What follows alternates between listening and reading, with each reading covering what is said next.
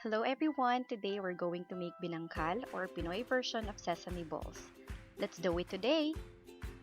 Let us start with our dry ingredients first. Kailangan po natin ng harina. Then isunod po natin ang baking powder.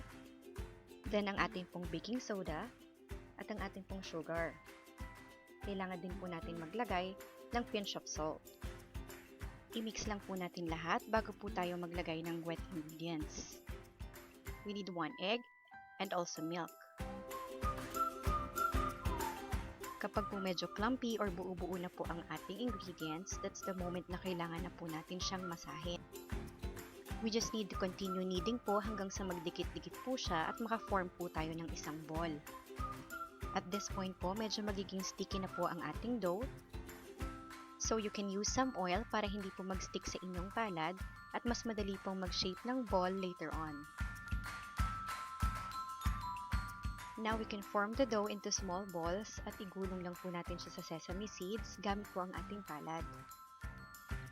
Pagkatapos po natin itong igulong sa sesame seeds, kailangan po natin ulit itong bilugin sa ating mga palad para po dumikit ang sesame seeds sa dough. Kailangan lang po natin gawin ang prosesong ito hanggang sa maubos po natin ang ating dough. At pwede na po itong prituhin. And now we're ready to fry. Kailangan lang po natin magpakulo ng mantika. Usually, gumagamit po ako ng wooden spoon or wooden chopstick to test the oil temperature. Kapag may nakita na po kayong bubbles na umaangat sa paligid ng chopstick, pwede na po tayong magprito. Once na-reach na po natin yung right temperature ng oil, kailangan po natin mag-low fire para maiwasan po nating masunog ang binangkal. It's important po na i-flip po natin ito ng madalas para maiwasan po nating matusta at ma-maintain po natin ang shape ng binangkal. We just need to fry this in low fire to make sure na luto po hanggang loob ang ating binangkal.